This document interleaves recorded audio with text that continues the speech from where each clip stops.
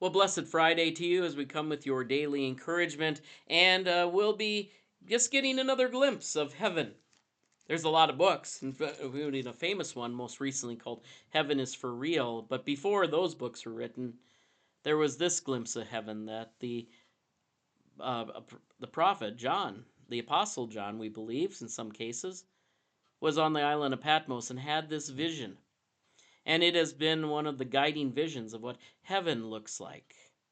We've already seen that the risen Lord is still our risen Lord. He walks among his churches and he gives them encouragement, but he gives also a revelation of what heaven will look like.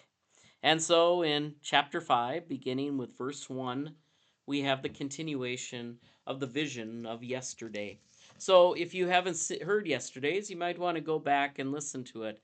But this is part 2 of what heaven looks like. Then I saw in the right hand of the one who is seated on the throne. Remember, in his right hand he also had the stars of the which were the angels for the churches. Now he has written on a scroll. He has a message to all the churches. It's written on a scroll, and inside and on back, sealed with 7 seals. Now, back in the day, a seal was like a password. Only the person who was worthy to open could open and break the seal. Otherwise, it meant death. And so it wasn't that you didn't look in it, it was that you weren't allowed to unless you could break the seals. And I saw a mighty angel proclaiming with a loud voice, "Who is worthy to open the scroll and break its seals?" And no one, now listen to that, no one in heaven or on earth or under the earth was able to open the scroll or to look into it. So they have a message. It's a message of God. Who's going to open the seal? And I began to weep bitterly. You see, had all this fanfare of John going to heaven, and now no one can open it, just like a password. They can't open it. Who's worthy to open it? And I wept bitterly because no one was found to open the scroll and to look into it. What's the message? What's the message? Then one of the elders said to me, "Do not weep. See, the Lion of the tribe of Judah, the root of David, has conquered.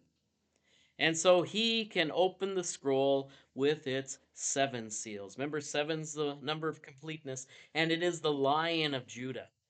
I'll just say as an aside, if you haven't seen our mural at Central Freeborn with a glorious lion that Chandler Anderson made for us, you can see what a glorious creature the lion is and how regal it is and how typically in literature it represents Jesus.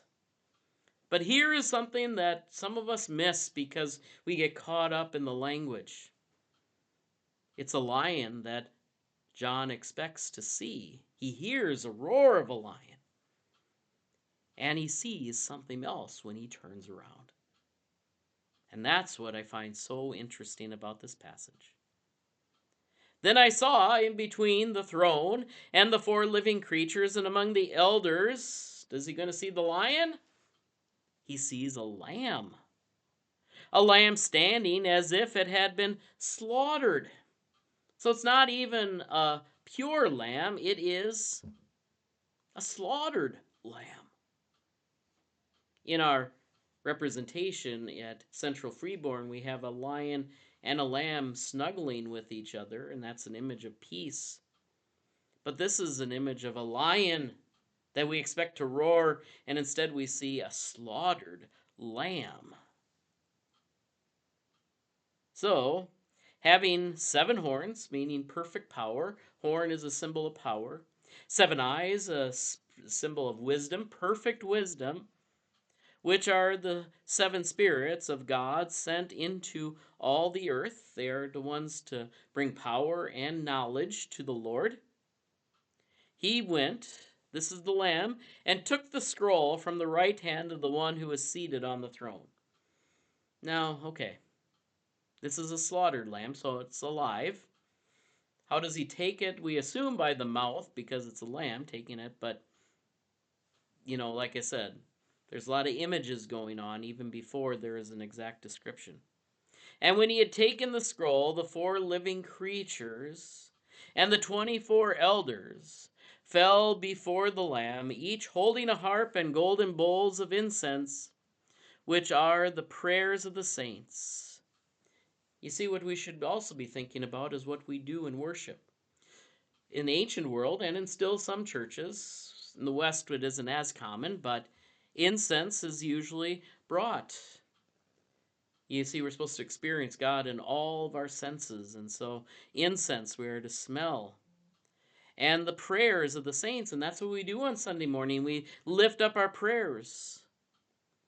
And then we are to sing, "You are worthy to take the scroll." Once again, our hymn of praise.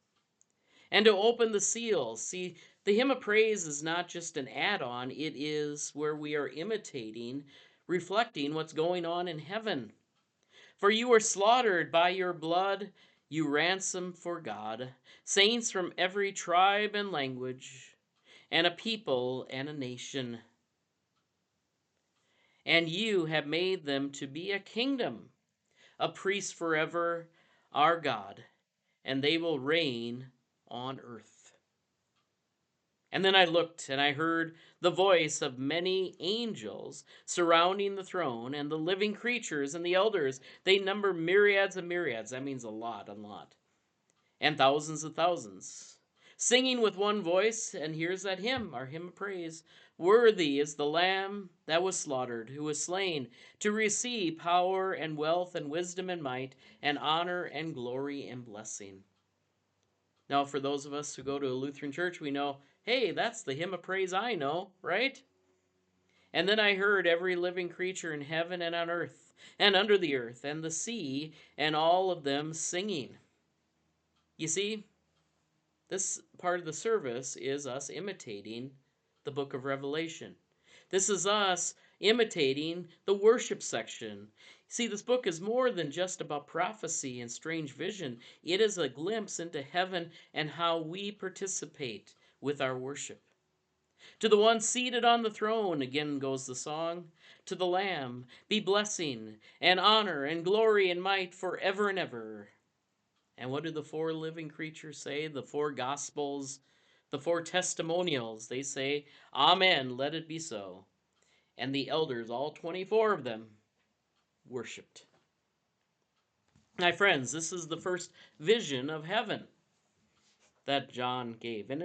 Now, we might have other visions and we might get inspired by other things, but this is the one that reminds us, as it is lifting the curtain, about what we do when we come together to worship.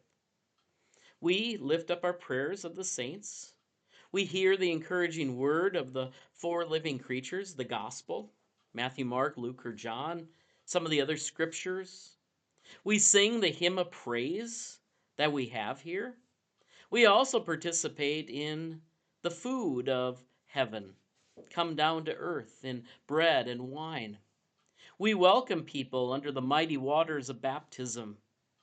You see, all of this is from the blueprint of up above. So it is here down on earth. So remember that when you worship, you're participating, not just those who are living, but those who maybe are buried at a cemetery nearby, either by the church or behind the church, depending on which one we're at. But we're also participating with angels in heavens and one who walks among us. Now, a lot of people don't like to read the book of Revelation. I would say up to through chapter 5, it's fairly clear. It's a vision of heaven. It's a vision of encouragement. It's a vision of life. And it invites us to come and participate and behold the Lamb who was slain has begun his reign. Alleluia. God bless you today. We'll see you on Sunday for worship. Take care. God bless.